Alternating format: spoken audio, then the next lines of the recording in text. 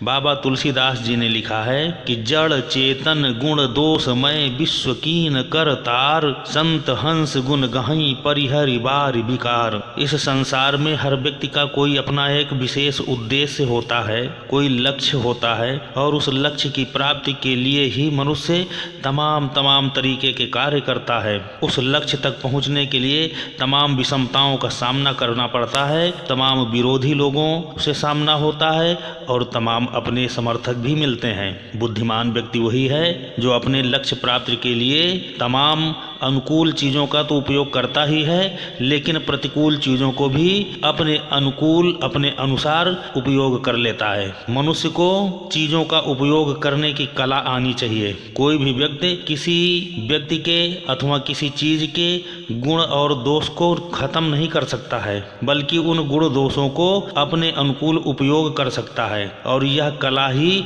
मनुष्य की बुद्धिमत्ता का प्रतीक है। जिस व्यक्ति को उपयोग करने की कला आ गई वह निश्चित ही अपने लक्ष्य को प्राप्त कर लेता है। आप देखते होंगे कि इस संसार में तमाम ऐसी चीजें हैं जिनके अपने अपने स्वाद हैं, अपने अपने स्वभाव हैं। मिर्च का तीखापन उसका गुण है, चीनी का मीठापन उसका गुण है, गुड़ का मीठापन उसका गुण है। हर चीजों का अपना अपना गुण है, स्वभाव है। तलवार का अपना गुण है, फूल का अपना गुण है, हार का अपना गुण है। सबके अपने अपने गुण हैं, सबका उपयोग होता है। आप खाना बनाने जाते हैं तो भोजन में आपको मिर्च की भी जरूरत पड़ती है, आपको मीठे की भी जरूरत पड़ती है। आपको खीर बनानी है तो वहाँ आपको मीठे की जरूरत पड़ेगी। अब खीर में अगर आप मिर्च डालेंगे तो वह खीर बर्बाद हो जाएगी, लेकिन जब आप चटनी बनाएंगे, सब्जी बनाएंगे तो वहाँ मिर्च की ज़रूरत पड़ेगी। उसमें अगर आप मीठी चीज़ें डालते हैं तो वह सब्जी बेकार हो जाएगी, जबकि आपको उस भोजन में सब्जी की भी ज़रूरत है और खीर की भी ज़रूरत है, मीठे की भी ज़रूरत है और कड़वे की भी ज़रूरत है। आपको फूल की भी ज़रूरत पड़ती है, आपको कांटों की भी ज़रूरत पड़ती है। आपको उपयोग करने की कला आनी चाहिए। अगर आप उपयोग करना नहीं जानते हैं तो वही अच्छी चीज़ें आपके लिए विध्वंसक हो जाती हैं।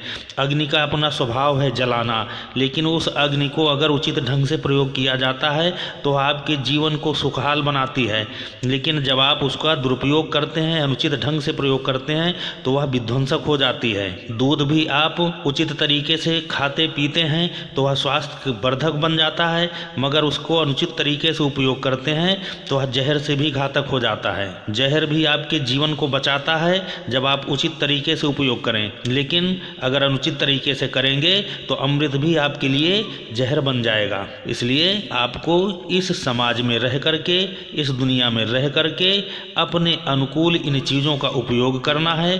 तमाम मनुष्यों का भी अपना अपना स्वभाव है, कोई अच्छा है कोई बुरा है। आप अच्छे को अच्छे तरीके से उपयोग करें और बुरे को भी आप अच्छे कामों में उपयोग कर सकते हैं। किसी अच्छे कार्य के लिए अगर कोई अवरोध उत्पन्न कर रहा है तो उस व्यक्ति को रोकने के लिए किसी न किसी आप बुरे आदमी को, जो उग्र होगा, उसके माध्यम से ही उस अच्छे काम में बाधक बने लोगों को पीछे हटा सकते हैं और अच्छे लोगों को आप अच्छे ढंग में उपयोग कर सकते हैं। इस समाज में सुरक्षा के लिए भी किसी की जरूरत पड़ती है और समाज को संस्कार देने के लिए भी जरूरत पड़ती है, और इस संसार में जीविकोपार्जन के लिए धन की भी जरूरत पड़ती है।